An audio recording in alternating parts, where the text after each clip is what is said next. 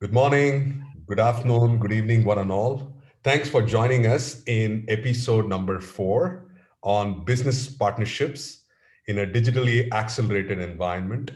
So, I am extremely happy and privileged to have today Joe Topinka, a visionary CIO, Chief Information Officer with success across multiple industries, leading and elevating IT organizations to drive meaningful business results. He's the founder of CIO Mentor LLC and has been awarded the CEO of the Year 3 times by 3 separate entities.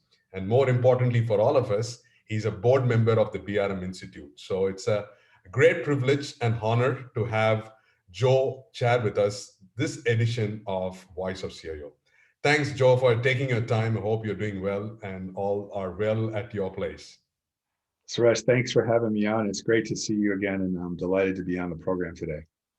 Excellent. So one of the things that came up with the conversations around the voice of CIO is the business partnerships. Tell us, for viewers, in your over 3 decades of experience, you brought this whole notion of business IT partnerships. So tell us about that journey and how that led to the association with the BRM Institute, because that will give us your journey map and your footsteps around this place. Yeah, it's a great question. I've been in IT for a long time, 40 plus years now. And I was fortunate early in my career. I worked for a very innovative company, and they invested in us. They sent us to a training program at a prestigious university, Northwestern University, where they tailored a management development program. And it's through that process I got exposed to the principles and ideas behind product management. Not the scaled agile product management type things, but more the traditional, physical products, and how do you manage them and how do you apply that to software, which was the business that my company was in. And it was through that experience that I began to think about my role as an IT professional differently. And in my first CIO gig many years ago, 20 some years ago, I actually started to apply those principles as a core part of my operating discipline. And it really was game changing for me as light bulbs went on. And for the executive team that I worked with, they were surprised and amazed that I, as an IT leader, was thinking more like a business person. So I wrote that book, IT Business Partnerships, as a result of many people asking me, what's the secret sauce? How have you done this? And it's not so secret. It's a fairly straightforward concept. When I published the book, it came out right at the time the BRM Institute was coming online. So we were on a collision course. I didn't know anything about them. I hadn't met Aaron or Vaughn or any of the other founders at the time, and they saw my book, and Aaron actually reached out to me, and I went, who are you guys again? And it was one of those things, and I got involved, and now I've become the board chair of the Institute. I've been for the last several years. So that's how the journey started. It's been a lot of fun. Excellent. And in terms of business partnership, I mean, again, things are changing a lot rapidly. And you have seen the CIO role evolve over a period of time. Now, how does that play a theme in this digitally accelerated world? How are business partnerships even going to be relevant? Because traditionally we have seen relationships work, face-to-face conversations, have the lighted meal conversations, coffee talks. Now, with all being remote, and we do not know how far it is going to be, how is this going to be evolved? Or is there anything that you see the trend towards, particularly its leadership team in IT, how they are driving this business partnership? The principles haven't changed. The way we work certainly has. The idea that you can just walk down the hallway and have a conversation with a colleague or a member of the executive team. Those days are, at least for now, they're gone. And so you have to work a little harder to try to make those connections. That idle chit chat that you might have had in a parking lot while you're walking into the building with a colleague that you would normally talk to during the course of a normal business day. Those days are gone for now. But I think you can still find a way to create that sort of connection with other people and build those relationships. It just takes a thoughtful, concerted effort to do so. But I'd say that the core principles, the things that I wrote about in my book, are still very relevant today.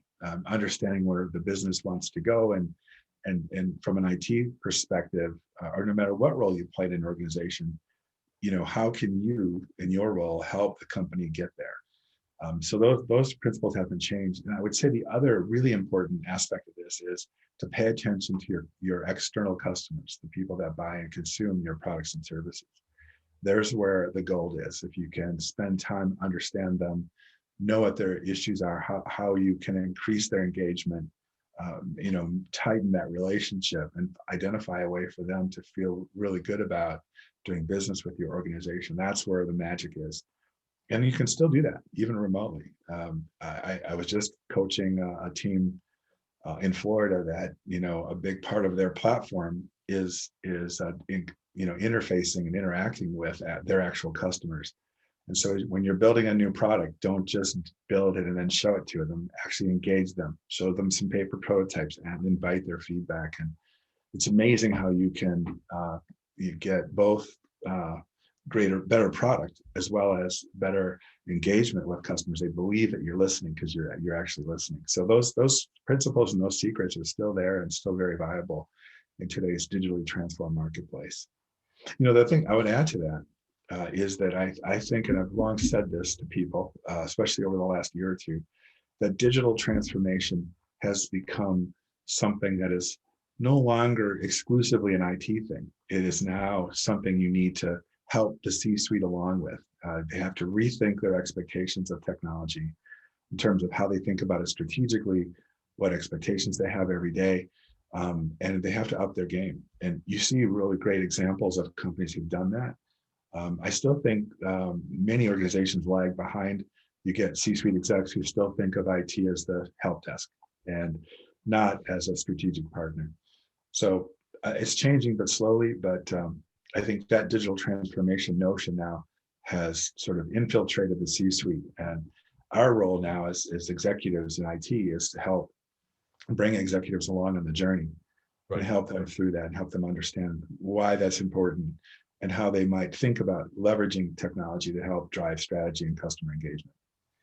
Right. And in terms of IT, and you talked about the perception, sometimes it's being perceived as a help desk or more like an order taker.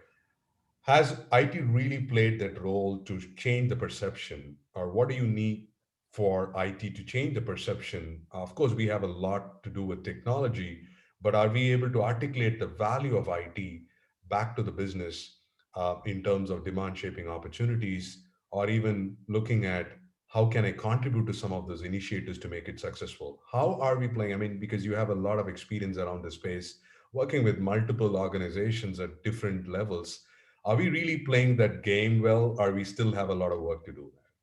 Still a lot of work to do. I've seen some notable exceptions. They're not the norm.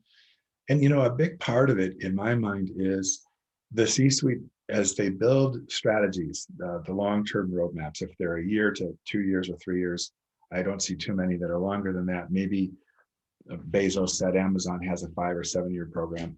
But the challenge I see is those strategic plans don't really inform the work that needs to get done as effectively as they should. So I still see a lot of, confusion around what role should IT play, what role should any business unit play, what are the initiatives you should take on that fit with the company's strategic goals. I see a lot of work being done on that front. I still get more questions around what should IT strategy be, and the answer is, pretty simple. Is we should be there to help drive that strategy and enable it, make it come alive. Right. And so I think those ideas that I wrote about many years ago still are very much at play. And I think here's the big part that I see that's different now today than it was even a few years ago. I see the rapid acceleration of digital technologies changing the way customers engage. Social, mobile, all of that. We've talked about it ad nauseum forever. Now you've got data coming into the fore, and you've got that information sort of helping to influence how companies respond and react to the very intimate knowledge they have of customers. And so I think what it's done is it's broken down the traditional silos within companies And it's forcing the progressive companies to realize that, hey, we've got to work together. We've got to collaborate as a team. We've got fully formed teams really working on trying to solve customer engagement challenges as quickly and as fast as we can. So that sort of cross-team collaboration is becoming more of the norm. And companies are hungry for it. And you see them responding and reacting to various methodologies that are out there. It doesn't matter to me which one you pick, just pick one, but make it happen. So I think cross collaboration, I call it the people powered platform. That's what's really starting to happen and show up in companies that I think are really doing a good job of it. Right. And in terms of BRM Institute came up with a powerful statement in 2020 about the relationship centered organization. Now we talk about Industry 5.0. I mean, we are talking about moving away from the steam engines days towards, whatever you talk about, to a relationship centered organization. So tell us about that vision around relationship centered organization. How are organizations going to transform themselves in the new digital age, looking at people, purpose, and planet? Of how they're going to do a sustainable journey, and why is relationship centered organizations going to be the future norm? Well, I think it comes back to the people powered platform. It's not just cross collaboration inside organizations, it's with your customer base, it's with your suppliers. And it really gets to this heart of, who are we as human beings on the planet, and how can we help stakeholders and employees in our communities, build on the relationships they have with your organization. Like what are they trying to get from it, and how can we as participants in that really ensure they get what they're looking for. I love the shift, and I love the focus on relationshipism, because at the end of the day, we talk about relationships. Well, relationships are people based, Correct. and I think that's where the power is, and learning about how we can satisfy those needs, both from a company standpoint as well as community and planet standpoint. I think the better off we all are. I've seen some really cool examples of companies who embrace this notion. I love what the World Economic Forum has been writing and talking about, the fourth industrial revolution, which is really around people. John Mackey, I'm a big fan of his conscious capitalism teachings and writings. At the end of the day, it comes down to people, and caring about the planet we live on. And if you do those things all correctly, profit is a natural consequence. It's not the primary goal, but it's the natural consequence of treating people well, treating your suppliers well. I think that's what makes the world go. I'm an optimist, and I, despite all the craziness we have in the political landscape across the globe, and especially here in America, the last 4 years, maybe 5 years, I still believe that I think people want the same things. We were talking about this before the outset. I think we all want community. We want collaboration. We want friendship. We want love. We want all of those things. We want the planet to thrive. Yeah. So I believe that at the end of the day, the craziness that we've experienced will fall to the wayside, and goodness will start to come back in. And I think it's powered by relationships and treating people with respect and honor. I think honor, integrity, truth telling, those are going to become principles that people seek out and admire and want to emulate, like they used to back in the 1980s. I remember Abraham Lincoln reading about his history. People really wanted to emulate his honesty and integrity. That was something people looked up to. They wanted to replicate that, versus the craziness that we've experienced these last few years. And absolutely. And I think this pandemic situation has brought in a reality check of what is more important. I mean, the human lives really matter. The whole notion of being diversity and inclusiveness being a lot more important these days. And this is coming into the board agenda about making everybody a fair opportunity to have a psychological safety environment, ability for them to express their opinion in a safety culture. And this is becoming the new the currency of how you will drive in digital age to do that. Now, on the aspect of business partnerships, when you come with providers, partners, and there's a whole lot of complex ecosystems that we are working today, and it becomes even more difficult to make this all work in a disruptive world. So, are there any kind of a thoughts around, with this norm continuing with so many different moving parts to orchestrate an entire value chain or a value stream, how can leaders drive this transformation? And what are some of these aspects on that they need to be taking into considerations to carefully nudge this relationship and flourish it over a period of time? Because they are all very delicate in the way they operate, isn't it? It's a great question. I think about a framework that I've been using that I learned from one of my mentors, Cy Wakeman. And to me, leadership starts with you as an individual. And there, what I've loved about what she taught me is the idea that you have a choice to make, and you can lead or you can overmanage. A lot of people tend to overmanage. So I like to think about taking on responsibilities in a way that I'm at the very beginning committing myself 100% to something, which means that I know I'm going to run into roadblocks and issues and challenges. And so I'm still going to find a way to succeed. So that becomes a resiliency that we need to have as leaders. And then you need to own the results and learn from those results and iterate and make things better. So it's a continuous cycle of committing resilience and ownership and learning. So I think if you power yourself with that mindset, you give yourself an advantage over a lot of people. And then I think there's a set of rules of engagement, which I've given away to a lot of people. And these are not all my rules. These are rules that I've learned from many people over the course of time. And one of them is, if you're a leader, you're not supposed to be judging. You're supposed to be helping. So stop judging, start helping. You support it, don't debate. It's another mantra of mine. If an organization's asking you for input, provide it. Once that decision's made, regardless of whether you agree with it or not, your job as an employee is to help make that decision successful. So it really starts with you as an individual. How are you conducting yourself as a leader? That can become contagious inside organizations. I've seen it happen. And then as teams adopt those team-based principles, those relationship principles, it spreads across the organization and to customers.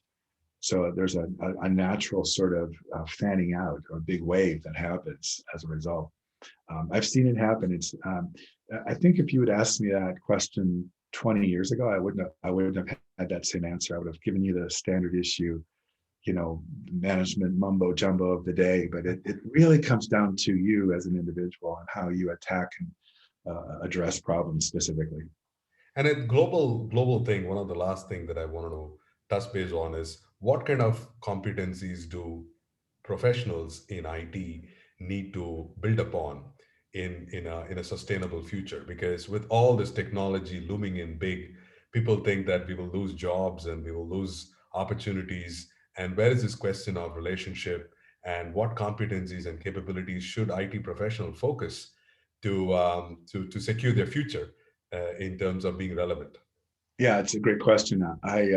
There's a model that I've developed, the old design, build, run model that Gartner popularized many years ago. I've written about this too. I think that model has changed substantially given the adoption of cloud-based platforms, either platform infrastructure or software as a service. It is changing the landscape. It's making more capabilities available almost instantaneously in terms of finding solutions for companies. But so that what that means to me is that the skill set that we have to have is more not design, build, run necessarily. It's more around collaborating, integrating those solutions, and orchestrating those solutions. That's what I call the new CIO: collaborate, integrate, orchestrate. Right. And so when I talk about collaboration, it's both from an interpersonal perspective with external customers. It's knowing what the as a service cloud landscape looks like, understanding company strategy, and then marrying them together and finding solutions that address all of those things. And then on the integration side, the I side, it's making those systems work together. It's pulling the information. That's the other I in information of the I and CIO is pulling the information out and making it useful and making it leverageable by business leaders in the organization, maybe providing more insights into customer behaviors and customer engagement challenges. And then on the orchestration side, it's delivering on the value you promised when you took an investment on, making sure that that platform runs correctly and keeping it protected and safe, protecting the customer data. So that's the whole new landscape. And I think companies have an option now where they can pick and choose solutions that are already up and running in a cloud. You plug them into your environment through some API or some other technology connection, and then it's more around how you integrate it, how you get the information out of it, how you orchestrate it. And so I think us and our knowledge and understanding of all that is becoming much more prominent and much more important as we move down the road here. And this workforce, be it millennials, be it the people who are just looking at new ways of working, how are we going to manage this digital task force or digital workforce moving forward? Is it going to be challenging with all of the people working around the clock, anyways, omni-channel experience? How do we need to handle this whole diversity as well as different ways people are going to work to group them to finally deliver some results? Is it going to be challenging? It is, that's like I think of that as a kind of global human experiment. We don't really know how it's going to actually work out with everybody working from home, or a high percentage of people working from home or remotely. I think I think there'll be a leveling off. I think I know of some companies who from the very beginning have started out as a remote workforce, and they give themselves twice a year where they all come together. And those companies, and I can share some of those with you later on, but those companies, the people in those companies long for those twice a year get-togethers. It powers them in between, so you get that human interaction. I've not found anything online where you can replicate that personal intimacy that you can get when you're interacting with people, the nuances and the funny discussions and the learning about their kids. You do learn about some of that because, a dog will bark, a kid will walk by on a Zoom call, but it's not the same thing. I think we as humans, need human interaction, that human connection. And while you can get a lot of that done online and through meetings like this, I think we'll come to a time where being together as a team will become really important, and it powers us in between the times we're not together. So I think that there'll be some leveling off. That's my opinion. Absolutely right. I still remember, Joe, when we met first time, we met in Aaron Monroe's house where we were having a barbecue towards that whole thing. That's the time that we had this personal conversation. That was one of the conversations that I had somewhere in 2017. I'm looking back, it's so vivid in my memory when I connected and I was able to reach out to you to ask for this episode. And I truly believe that when you have that connect, you have that similar frequency, and you understand the other person's intent and spirit, it becomes magical, isn't it? You don't need to spend so much time to build that again and again in terms of relationship, but it just evolves, and it's so natural fitting through that. It's so Yeah, grateful to see that. I miss it. I miss being able to interact. The conference, BRM Connect, was great this year. It really was. Right. They did a phenomenal job pivoting. That's a great example of digital transformation right before our eyes. A lot of companies who, like the Institute, who bring their communities together in person, had to do what we did. Right. And but I still miss it. I think I long for the day where we can all get vaccinated and get back together. And Right. hopefully that's not too far out in the distance future here. Sure. Thanks a lot, Joe, for your valuable insights. I'm sure that this business partnership is there to thrive in a relationship-centered organizations. And as we start to get to understand the value of every human being, a single person can make a difference, like Mahatma Gandhi ji. You can make a difference, and every leader, as Aaron says, creates more leaders around them, and that's the only way that we can make this work through. So, I then completely always a joy to interact with you, and I hope we can meet soon again in one of the conferences and take the journey forward as well. Yeah. I'm looking forward to it, Suresh. Thanks again for having me on. It was a great conversation. At least I thought it was, and hopefully your listeners do too. Look forward to talking with you and seeing you in person again very soon. Thank you so much, Joe. You're welcome. Take care.